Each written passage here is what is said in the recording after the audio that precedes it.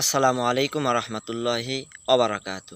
কিছু কথা শোনাচ্ছি, খুবই গুরুত্বপূর্ণ, খেয়াল দিয়ে শুনবেন, আপনার আমার কাজে আসবে ইনশাআল্লাহ।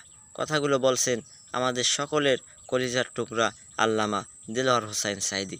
চলুন তার গুরুত্বপূর্ণ কথাগুলো আমরা মন দিয়ে শুনে আসি। সে যদি হাতির দেখে একটা ঠ্যাং উঁচু করে বলে, এই হাতি কত বড় একটা দেহ, এরকম যদি একটা বেসকি দেয়, তাহলে হাতি কি পিঁপড়ারে তাড়িয়ে আসে নাকি?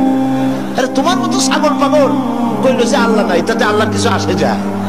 ছাগল পাগল, কুকুর, ভেড়া, এগুলোর কোনো দাম নাই আল্লাহর কাছে, এগুলোর কোনো মূল্য নাই। আল্লাহ পাক বলেছেন, যারা আল্লাহরে অস্বীকার করে, যারা কাফের, তারা জানোয়ারের চাইতে নিকৃষ্ট।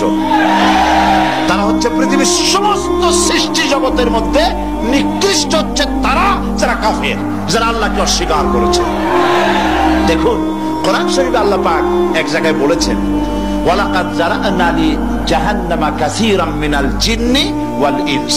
আমি মানুষ এবং জিনেদের মধ্যে এক শ্রেণীর মানুষ আর জিনকে তৈরি করেছি জাহান্নামের জন্য।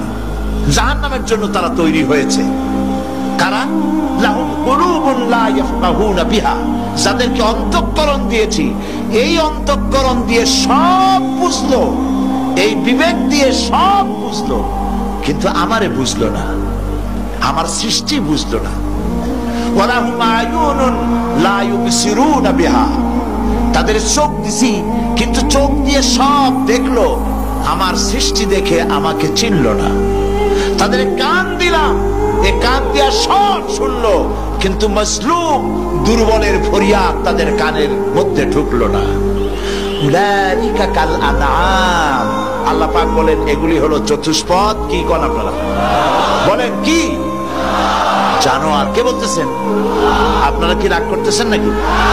আর রাগ করলে হবেটা কি? সৃষ্টি যিনি করেছেন, এই পদবাচ্যে বিশেষিত বিবেচিত করেছেন সেই আল্লাহ।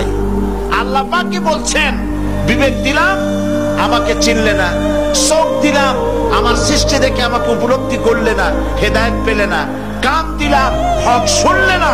উলাইকা কাল আনআম, মালিক চেনো নাই, কাজী তুমি হচ্ছ চতুষ্পদ জানোয়ারের মতো। এ পর্যন্ত বললে না হয় হতো, কিন্তু আল্লাহ আর একটু আগায় গেলেন। আল্লাহ পাক সামনে গিয়ে বললেন, বাল হোক আদাল, জানোয়ারের চাইতে নিকৃষ্ট। আল্লাহ তাআলা প্রিয় আল্লামার কথাগুলো আমল করার তৌফিক দান করুন, তার কবরখানিকে জান্নাতুল ফেরদাউসের বাগান বানিয়ে দিন। আসসালামু আলাইকুম ওয়া রাহমাতুল্লাহি তাআলা ওয়া বারাকাতুহু।